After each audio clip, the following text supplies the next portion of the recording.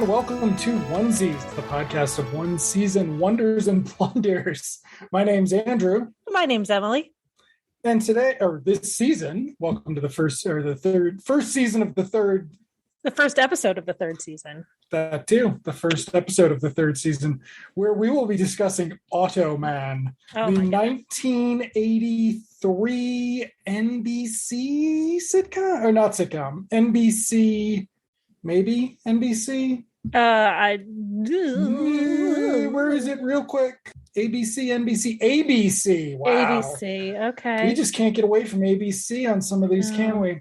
So ABC, Glen A. Larson show about I think they advertised it as from the makers of Tron. Yes, they did. My husband was very impressed by Glen A. Larson's oeuvre. Not impressed enough to watch the show with me, but that's a shame. Yes, Knight Rider. So he would have been a year after Knight Rider. Of course, he had more success with things like Magnum PI and what are some of his other long-running ones?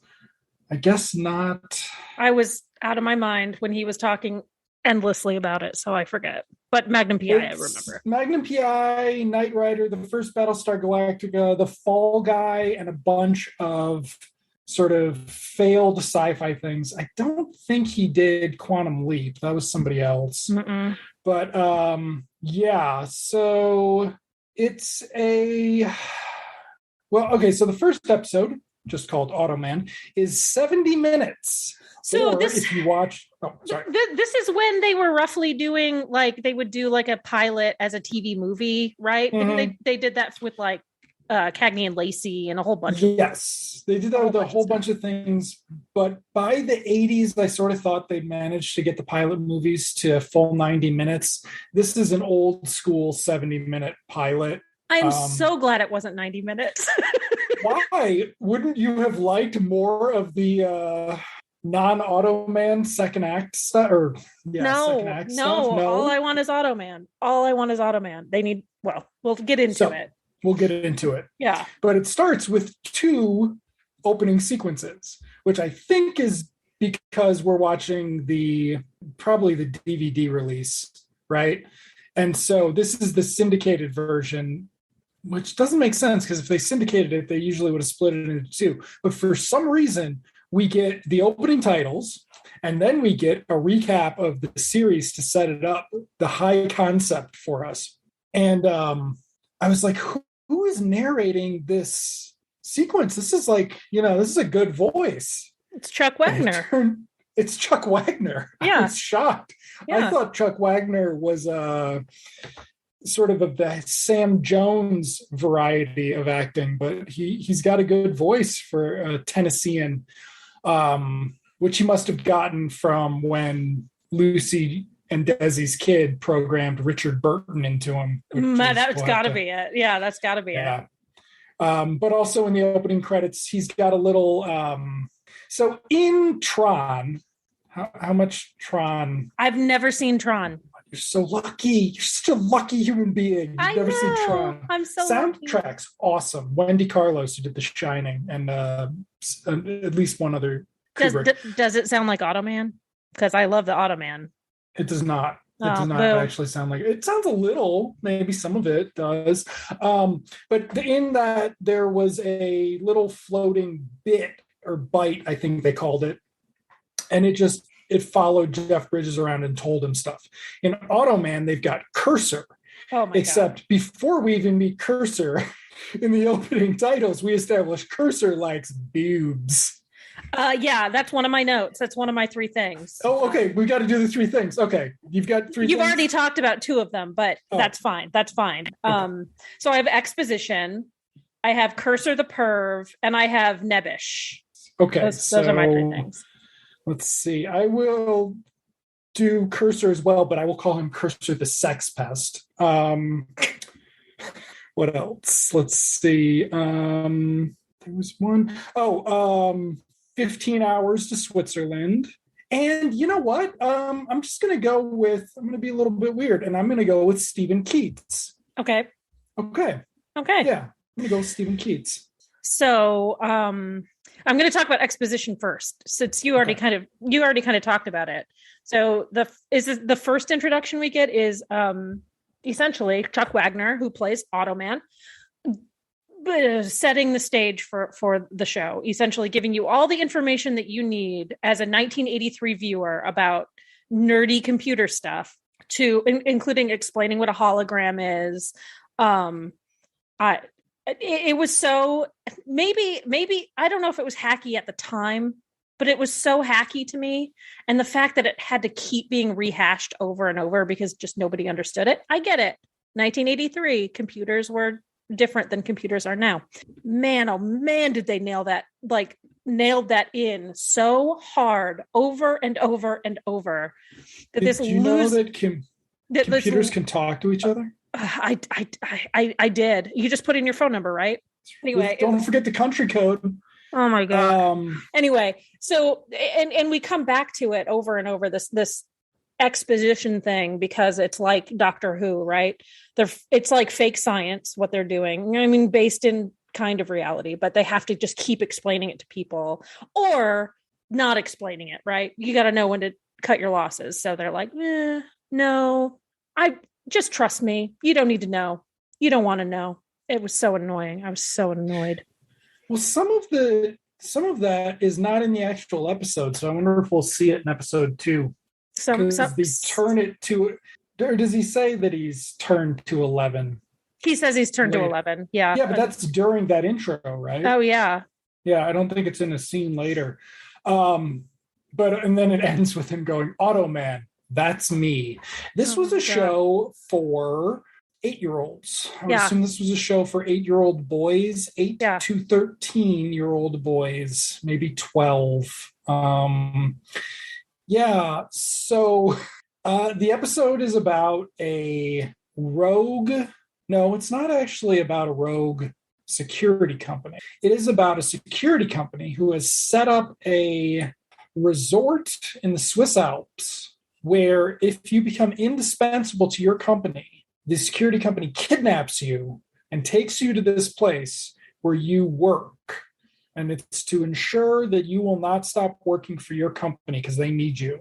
Yeah. And as a reward, you get ski bunnies and skiing and swimming pools in a resort that appears to be probably in California somewhere, possibly in Colorado. But it setting the stage, it is in Switzerland. Yes. Some random place in Switzerland. I think across the screen it says somewhere in Switzerland. It says somewhere in Switzerland, and the bad guy says something like, there's nobody else around in this. Yeah, in this part of this Switzerland. area of the Alps. Yeah. So, but we're getting ahead of ourselves. I guess we don't find that out for a while. Yeah. But because first we just witnessed one of the kidnappings, and then we fast forward a week later to the police department. And this is LA, which they take a little bit to establish. I thought they might do a fictional, sort of a fictional city. Like Metropolis, yeah. Right. No, they do LA. Yeah. But we meet our hero, who we've already met in the introduction, who is Wally Nebusher. Wally Nebusher, played by Desi Arnaz Jr. He's adorable. He's an adorable young kid. I mean, he's an adorable young kid who is 30, first of all. Well, whatever. And second of all, not a great actor. No. But he's adorable. But I mean, he's fine in this because there's some bad acting in this. Like when Chuck Wagner's like, wow, I guess it's actually pretty good for this. This is classic. Yeah. I was like, wow. So we meet him and we meet his friend in the department, Lieutenant Jack Curtis. Now we missed this in the opening credits. I think there are 2 and credits. There's Jared S. O'Loughlin as Captain Boyd. So he's the captain. He's terrible. The writing's terrible, but he's also terrible. Yeah. And then Robert Lansing as Lieutenant Jack Curtis. You will recognize Robert Lansing. You might recognize Gerald S. O'Loughlin from something. A lot of guest star regular guest star type people in this. Doug McClure shows up. Sid Haig is in a scene. Patrick McNee is the eventual villain. And then what's his face? Stephen Keats is one of the other guest stars who I will talk about a little bit later. But yeah, so we establish that only Lieutenant Jack likes Desi Arnaz. But he gets a phone. He's got a project for Desi Arnaz, who's got a computer program, or he's got his computer. And so he's going to cross-reference things for Jack, and they're going to figure all this out. And so the way that technology works at this point is that they have a bunch of notes and receipts, and you program that into the computer, and it says, holy shit, all of them connect to this one thing. Right. That's how crimes were solved in 1983 if you had a supercomputer, because as the exposition explains, this is the true story of Wally Nebusher. True story. True story. Right. He moved to Fargo after this, but for now, it's the true story. So Jack goes out to the airport and meets up with his lady friend, Tanya, who's an Interpol agent. Yeah. I didn't quite get their relationship. They were a little huggy and touchy. They're huggy and touchy, but they're not kissy. Now, she is, despite being glamorous and beautiful, she's 40, so she can't be like a love interest. No, right. She's ancient. Don't I know it? So she's actually got to be the love interest of the guy who's still 15 years older than her. Lansing was born in 28. It was weird. So, yeah. Their relationship was weird because in this scene, and as the scene progresses, he's like very protective of her. He's an LAPD officer, detective, whatever. She's an Interpol agent. Yes. And to save him, she literally needed to shoot 2 people. And she did not. She ran away. Yeah. I was annoyed. Yeah. I was annoyed. I hope I liked her. Go Tanya. I like Tanya. I hope I don't see her again if that's going to continue. Like, I'm done. No. All of these women, I'm done with. Except for the one extra who was in like a swimsuit with like a skiing parka over it. I missed that. I'll keep I wasn't her. paying enough attention. You can keep her. Yes. Yeah. I was paying attention. I can't wait till we get to talk about the series lead, the female lead in the show, who, wow, she's special. Okay, so Jack gets kidnapped and flown away. Tanya runs away.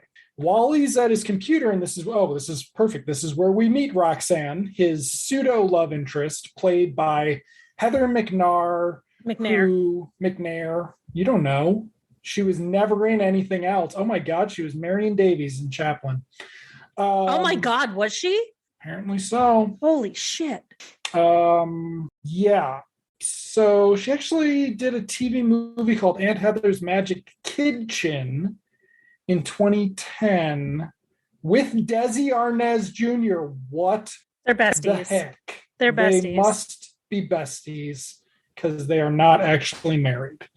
So anyway, so she thinks he's okay or something. She thinks he's cute. I don't know. She doesn't think he's cute. He's like a nerdy brother to her. Yeah. Yeah. This whole, again, I talked about the exposition thing driving me crazy. This whole like nerd as outcast. Nobody can see the value in technology. What's this computer thing? I thought that was a typewriter, not a keyboard. You know, like all of this that's running through this episode, and I'm assuming it's going to run through the rest of the series, painting him as some like outcast loser, idiot asshole is just so stupid. But then him, you know, being like, I suppose you don't want to go out with me because nobody likes me. It just, so sad. But it's not sad. It's disgusting. This is. Okay.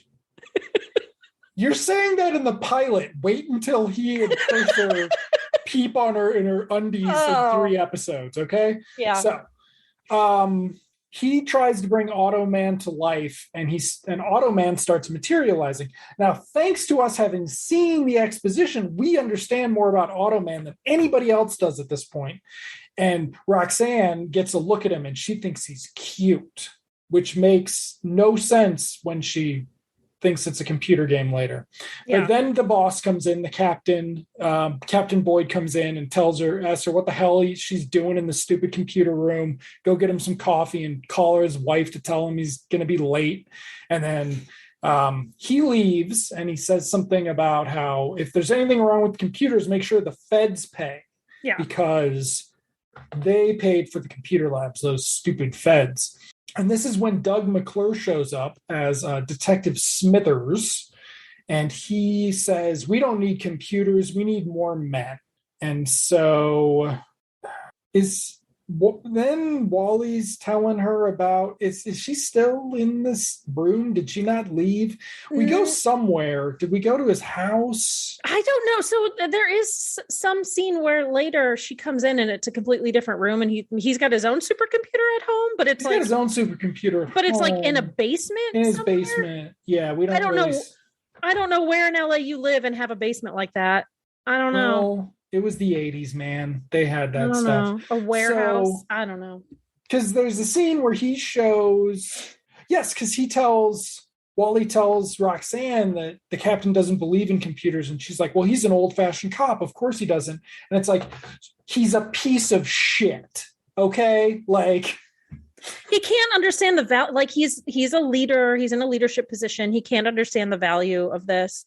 He's being forced by the federal government, doesn't say who, to have the supercomputer help him, and he doesn't like it. He doesn't care.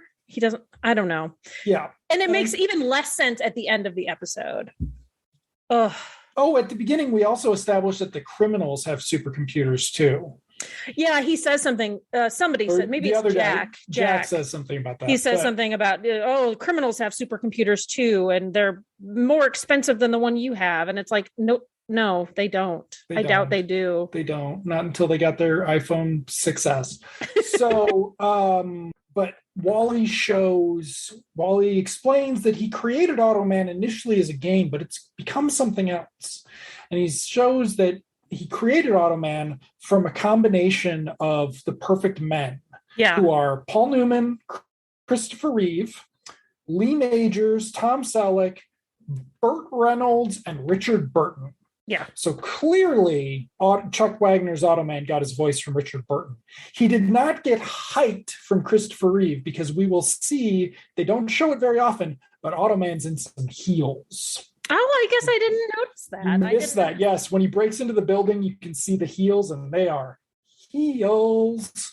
So we now cut to the police thing where Jack's kidnapping has been staged in a downtown garage, and it gives us a scene for Doug McClure to tell the captain 12 people have been kidnapped now, or something like that.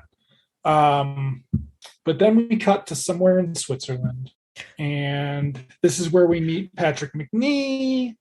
Who's the baddie? And it's the first time there's some weird double entendre with Patrick McNee telling Jack he will be divulging the extent of the penetration. Oh, there was, when he gets back. Yeah. We will get, yes, very nice. Yes, we're going to get to that. Ugh. I hope that holds up. But then we get to Wally talking to his computer. Okay, this is definitely his apartment. So I think the boss told her to do stuff and then left, and she didn't do stuff. She's hung out with Wally a little bit longer. But now we're at Wally's apartment, and she doesn't want to hear about Automan anymore. She wants, unless Wally can show her Automan, but Automan only wants to come out when Automan wants to. Yeah. That's part of the computer program. So she's like, why don't we just go get a cup of coffee and a sandwich? Hot date. And then the computer screen says, stand by for cross-referencing, because that's how you catch criminals. And then at the end it says, stand by for Automan. Boom. What's up? And then we get Automan zooming in, where we discover Wally has a picture of Roxanne on his desk, which is fucking weird. Creepy, yeah. And then Cursor, the little bit thing, Oh yeah. zooms over and draws a heart on a Heather Thomas pinup poster that Wally has on his wall. In a bikini. And Automan agrees that she's good looking, but they've got work to do. That's not what they're here for, Cursor. This will not be the last time Cursor likes ladies. Oh my God. Stop flirting, Cursor. Stop flirting. Cursor. By the way, I just quickly Googled Chuck Wagner's height. He's 6'5". So then why the hell did they put him in heels? I have no idea. How tall did they need him? I don't know. Okay. I don't know. That's okay. Tall. That's pretty tall. That's tall. And those things lie. He could be 6'3", but that's still pretty tall. It's still pretty tall to need lifts. Yeah. Okay. So then we cut to a diner where Sid Haig and the other guy who's familiar, who is Mickey Jones, who was the burly miner in Total Recall, a trucker in Starman. Is he in? He might be one of the friends in Tin Cup. He's a good old boy. He's your fill-in good old boy. Yeah, he was in Tin Cup. So he's your fill-in good old boy. And he's a biker in this one. And they are going to go, and they like the look of Roxanne. And they don't think that she should be with a nerd like Wally. So Sid Haig is going to go over there and tell him what for. Except Automan and Bit come to the rescue. It's a weird scene, this whole setup, because I've never known like bikers like this or anybody like this to actually act that way.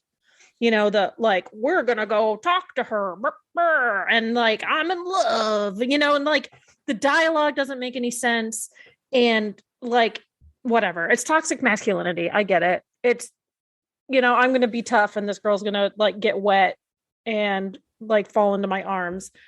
When that never happens. That never happens. Well, no, because Automan's about to show up, and then that's what she likes. Yeah, and Automan shows up. So that was. I don't want to say that was a good scene, but I did like that everyone was sort of like run. Like the baddies ran away. Like the baddies run away, like scared little babies. Automan's like, "We need to go eradicate evil men, Wally. Let's go." And I'm like, they should have called him the Eradicator.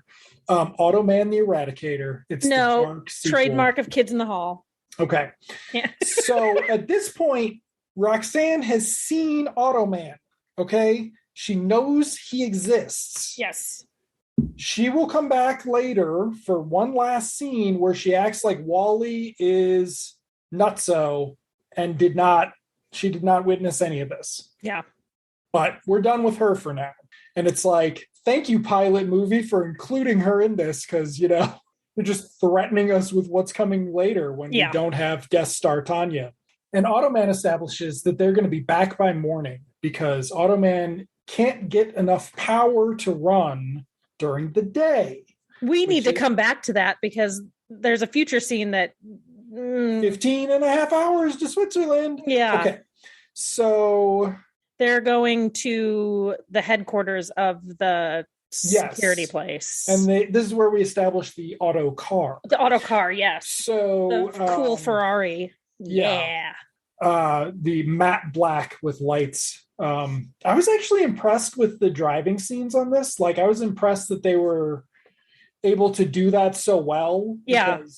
I just watched Teen Wolf, and Teen Wolf was going like 2 miles an hour, whereas in this, like, the cars appear to be moving and Automan zips between them. Yeah. And like they clearly did that with some speed and then sped it up. So so they drive the auto car and it zips around, and this is where they have the worst bit. I don't know what this was for who this was for, because the 8-year-olds. It's a movie for the 8-year-olds, except at this point, the parents, because Automan, I watched this as a kid. I was 5, okay? And at some point, my parents were like, this is too fucking stupid for you to watch, which is true. This is too stupid for a 5-year-old. But Automan knows Pac-Man. Yeah, that was really stupid. Yeah, and you're just like, but Donkey Kong is an animal. And I was kind of like, oh boy, wow, okay, and interesting. it's funny because I thought you were going to go with the belabored bit where he makes 90-degree turns very quickly, and Desi Arnaz is tossing himself around in the car. I thought that's where you were going because I thought that was so ridiculous, and it comes back later, which I also want to talk about. Comes back later with Stephen Keats, though. Yeah, who does better? But yeah, no. So the car goes at like immediate 90-degree turns. And it's amazing, but it throws Desi Arnaz around the. Just watching him throw himself around that car is so. Watching himself throw himself around like a half car in a fucking dark room is. You're just like, dude, you're really rich, right? Like your parents didn't disown you. Like I think Lucy got screwed out of money, though. I think it's basically what happened is she got screwed out of Desilu, so maybe he needed to make some money. But yeah, humiliating himself every Friday night at 7. So they go to the Global Guard place, and this is Automan has pieced it together through cross-referencing. And then we have a cameo from Dennis Fimple, who looked familiar, the cab driver who yells at Automan, calls it in, but doesn't want to make a report. In the worst Close Encounters reference of all time. But Dennis Fimple was in the 1976 King Kong as Sunfish, I believe, gotcha. Which is why he stands out in this, not because he's any good. So, okay, this is where we get enter my dimension, Wally. Oh my God. Fold. Oh, it was so creepy. Oh yeah. So this is again more like weird homoeroticism. It's not intentional, and it's not intentional. It's completely unrecognized. Like I don't think the writers realized how homoerotic it was. And the fact that it's like Automan reaching around him and pulling him into him, like reaching around his shoulder and pulling him inside. It's really weird. And then you get the double voices. I can't. So how this works is Automan is a hologram that can, and he and Cursor can make things solid occasionally, but not all things. So like Automan, to conserve power, presumably, when he's driving, he's not material. The only thing that's material is Wally's seat, unless Automan wants to make it different. Though Cursor can also make entire objects. Like, so I don't know how the car would work. Right? Like, because the car has to work because it moves. And there's a discussion of there being other dimensions and them existing on a different plane. But how do you have autocar? How do you have somebody in our dimension inside a car that exists in another dimension? You do it at night with holograms and the city power grid. Okay. But the way it works once they get there is that Wally, and I did not remember this about the show, Wally assumes Automan, like he steps into Automan, which gives Automan substance, except it doesn't, because the first thing they do when they do that is walk through a wall. So yes, weird. It's very weird. And they talk with two voices. So Chuck Wagner does both dialogues and then they dub in Desi Arnaz. He does good at that.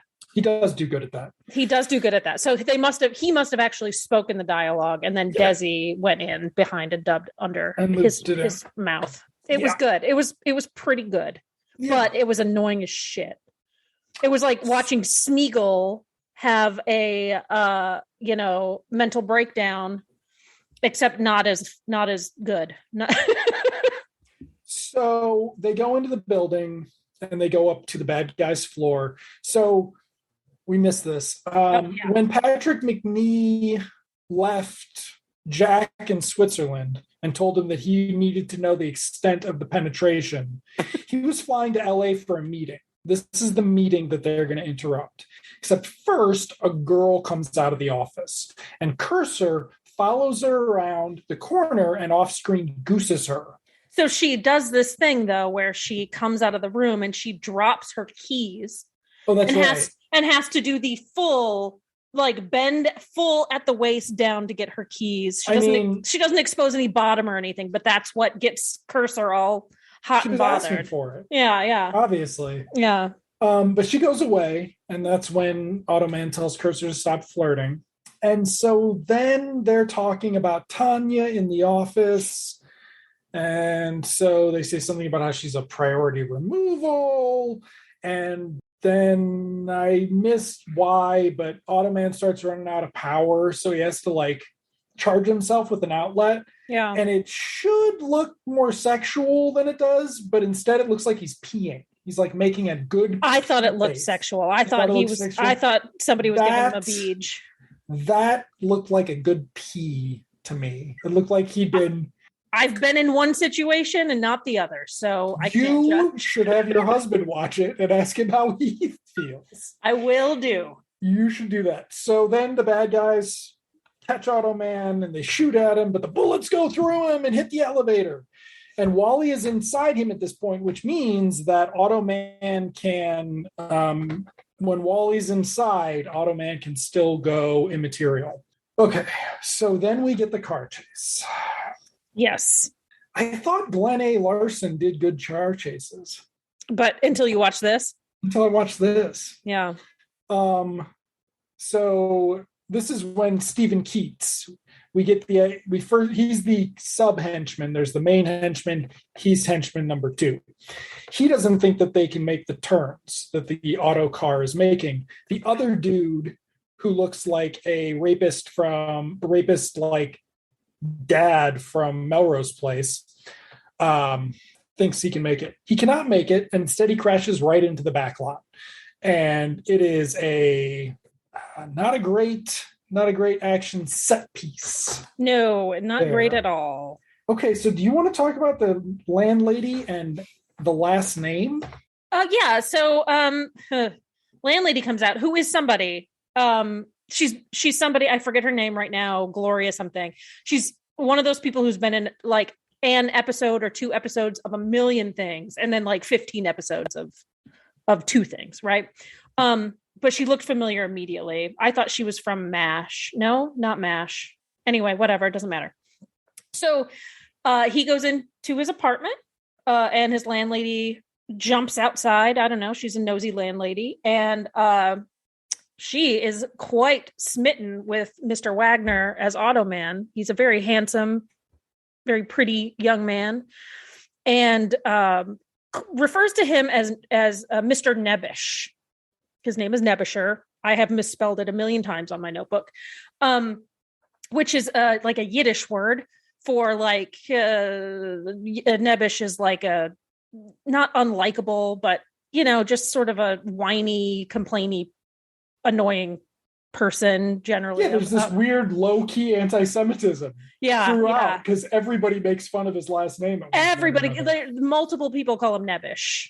Multiple people. And I thought it was maybe a funny joke, but it seems like something more from the Borscht Belt, like calling somebody Nebbish in the community maybe is more acceptable than than this. But it continues to happen. It's very weird. And I get it. He's sort of a outcast, but still at the same time, I don't think the joke worked. If indeed it was a joke, which it had to have been. I mean, there's no way it wasn't.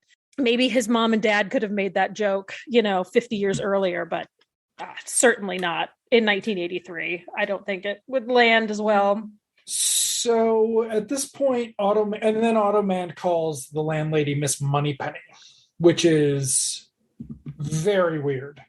Yes. Very, very weird. Yes. And Wally's like, what the hell's that about? And he's like, you programmed me with James Bond. And there's some James Bond music going on in the background. Yeah. It was very weird. Ugh. Very, very weird. But then Automan's got to go. He's running out of power. Yes. And he will be back when facts warrant his appearance. Gotta love some of these lines. Yeah. So Wally goes to meet Tanya in Chinatown. I sort of missed this. I thought Automan was looking for her. I didn't realize she was just calling Wally up. Don't care. They go to Chinatown.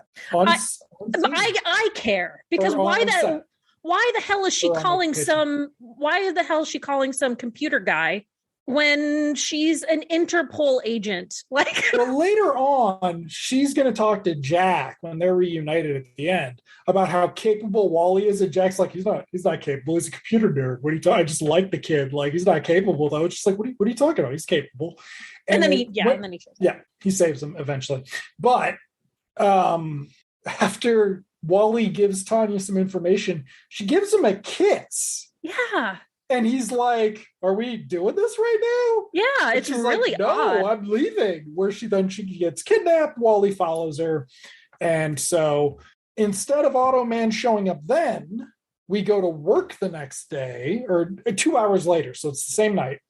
And Wally's put out an APB. And the captain is mad about this because Wally doesn't know shit. Why is he putting out an APB? He's a glorified typist. Yeah. And this is where we get a very nice, the police are not here to make trouble for big companies. We're here to protect private industry. Yells at him, goes out, talks to Doug McClure, or the captain talks to Doug McClure about how even Wally thinks they're doing a shitty job with this. So Doug McClure, big reveal, is the bad cop. He's the inside man. He pulls a gun on Wally in the computer room and is like, we're leaving, buddy. Yeah. Walks him out, gun on him in front of a floor full of cops. And it goes nowhere. So it doesn't just go nowhere. There's no resolution to it. Yeah, there's no resolution. There's the implication that Doug McClure, at the end, they say that the bad guy's like, Automan's not going to save you. Your computer room is being dismantled as we speak. Yeah. Which seems to imply that Doug McClure had a subplot after he gets locked in the elevator. Yeah. Because and there's like before this, there's like a very subtle setup to this where Jack is saying, whatever information you get, you don't tell a single other person, as if they know that there's a mole.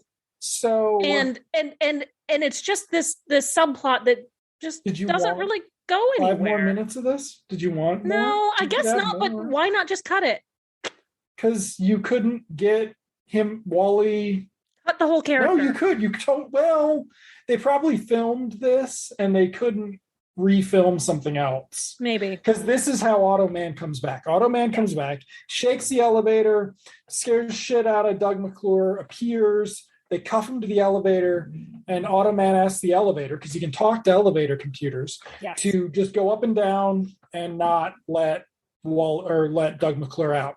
The elevator computer is Lady, and she is horny for Automan. Well, he's a sexy C-3PO, right? Sexy R2-D2. So then we cut to the plane where Tanya is telling the latest guy who's been kidnapped that they're kidnapped, but then that's basically it.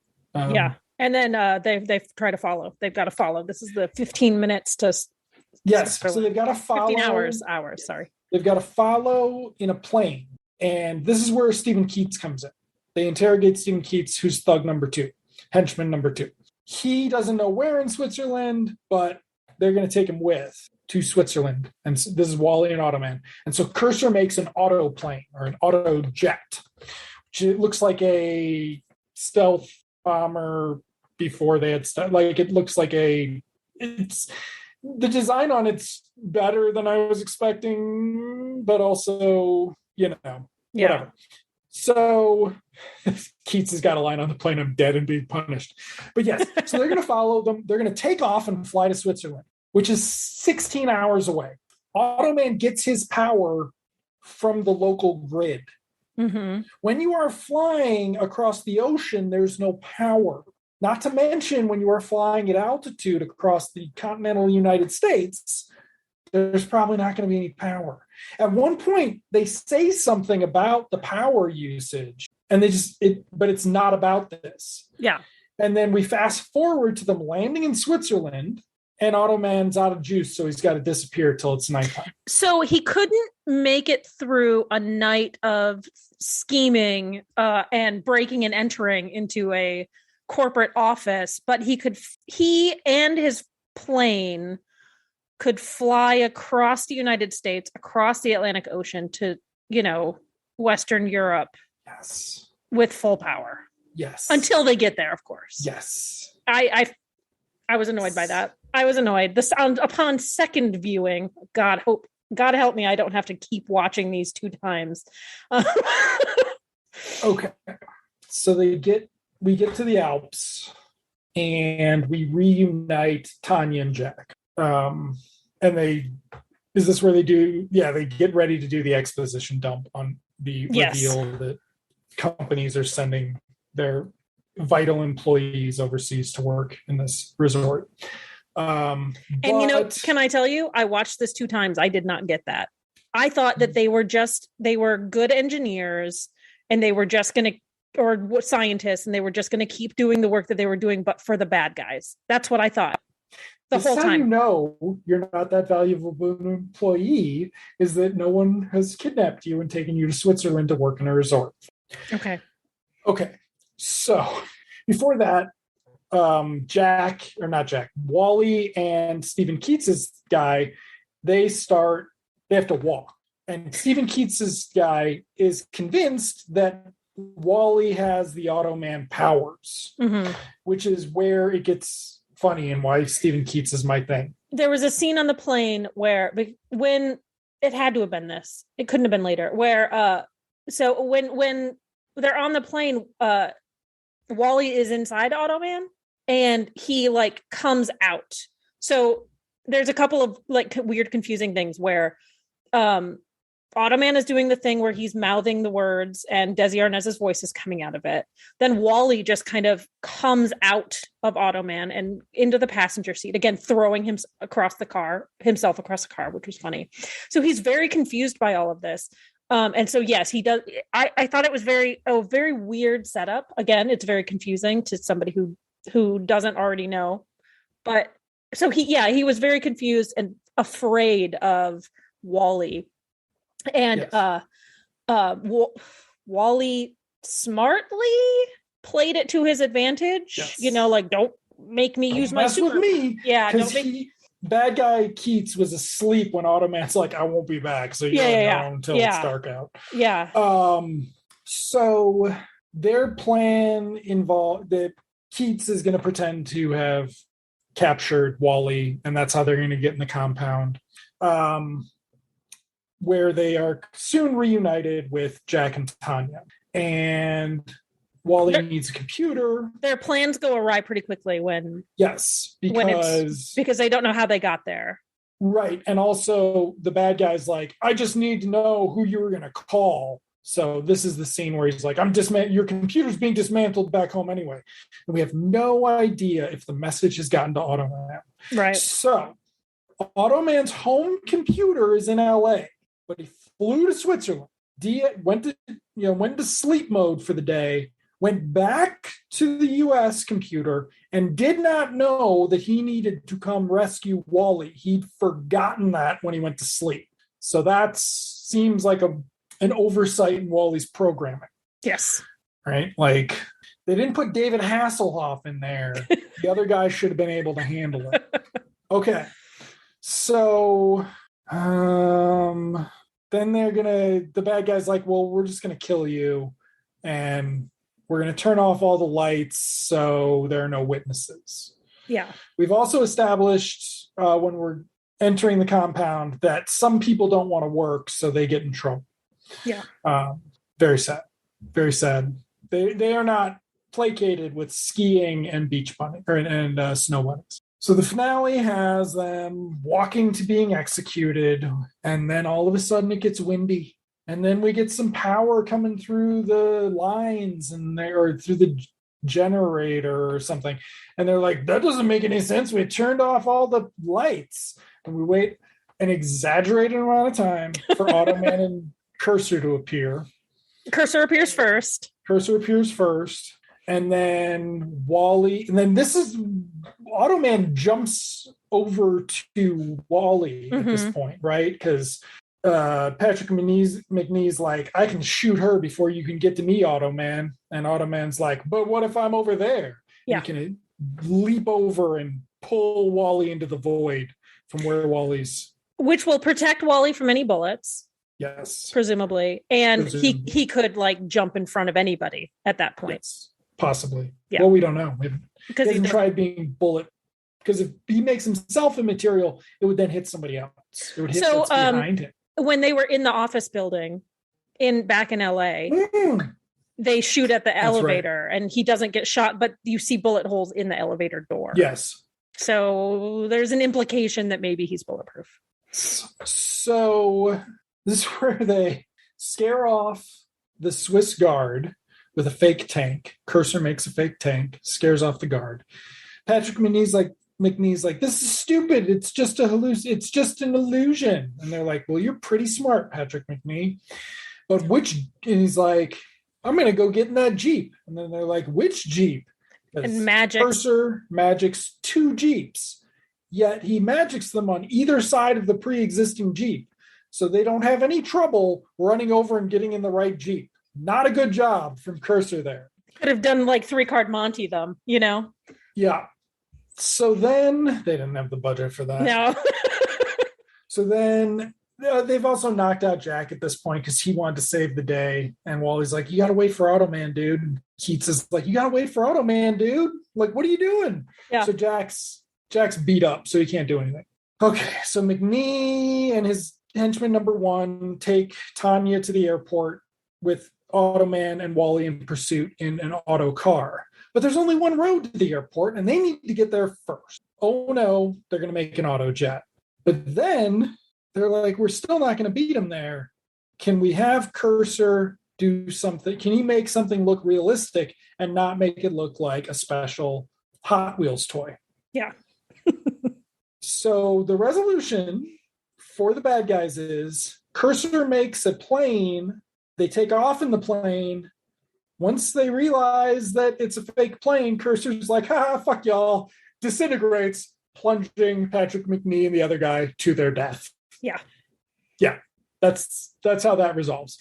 So Wally makes Tanya promise not to tell anybody, meaning Jack, about the full extent of Automan's power. Because Jack was unconscious, so Jack didn't see Automan. Yes, yeah. Right. So it's their secret. He does not get another kiss, which is unfortunate.